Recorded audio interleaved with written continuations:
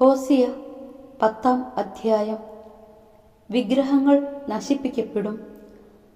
സമൃദ്ധമായി ഫലം നൽകുന്ന ഒരു മുന്തിരിച്ചെടിയാണ് ഇസ്രയേൽ. ഫലമേറുന്നതനുസരിച്ച് അവൻ ബലിപീഠങ്ങളും വർദ്ധിപ്പിച്ചു.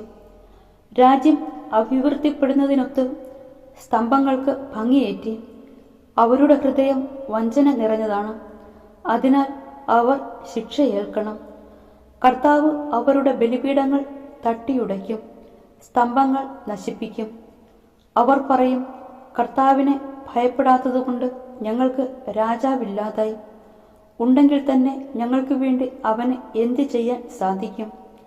അവർ വ്യർത്ഥഭാഷണം നടത്തുന്നു, പൊള്ളവാക്കുകൾ കൊണ്ട് അവർ ഉടമ്പടി ചെയ്യുന്നു. ഉഴവു ചാലുകളിൽ വിഷമുള്ള കളകൾ മുളയ്ക്കുന്നതുപോലെ വ്യവഹാരങ്ങൾ പൊന്തി വരുന്നു. ബെഥാവിനിലെ കാളക്കുട്ടിയെ ചൊല്ലി സമരിയ നിവാസികൾ ഭയചകിതരാകും.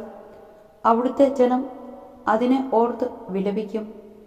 വിഗ്രഹാരാധകരായ പുരോഹിതന്മാർ അതിൻ്റെ നഷ്ടപ്പെട്ട മഹത്വം ഓർത്ത് പൊട്ടിക്കരയും.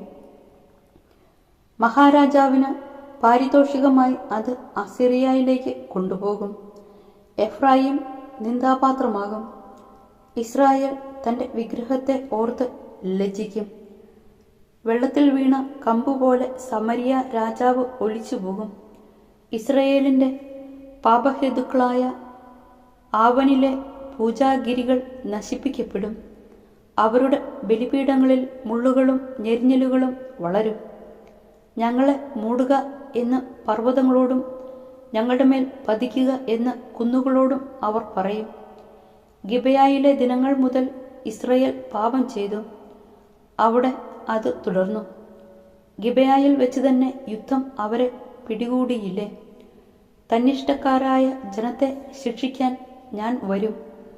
തങ്ങളുടെ ഇരുതിന്മകൾക്ക് അവർ ശിക്ഷിക്കപ്പെടുമ്പോൾ ജനതകളെ അവർക്കെതിരെ ഞാൻ ഒരുമിച്ച് കൂട്ടും. മെതിക്കാനിഷ്ടമുള്ള പരിശീലനം സിദ്ധിച്ച പശുക്കുട്ടിയായിരുന്നു എഫ്രായിം. ഞാൻ അവളുടെ അഴകുള്ള കഴുത്തിൽ നുകം വെച്ചില്ല. എന്നാൽ ഞാൻ എഫ്രായിമിന് നുകം വയ്ക്കും.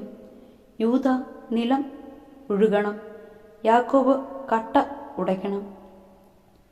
നീതി വിതയ്ക്കുവിൻ, കാരുണ്യത്തിൻ്റെ ഫലങ്ങൾ കൊയ്യാം.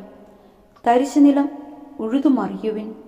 കർത്താവിനെ തേടാനുള്ള സമയമാണിത്. അവിടുന്ന് വന്ന് ഞങ്ങളുടെ മേൽ രക്ഷ വർഷിക്കട്ടെ.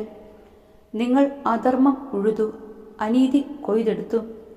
വ്യാജത്തിൻ്റെ ഫലം നിങ്ങൾ ഭുജിച്ചു. രഥങ്ങളിലും പടയാളികളുടെ പെരുപ്പത്തിലുമാണ് നിങ്ങൾ പ്രത്യാശ വെച്ചത്.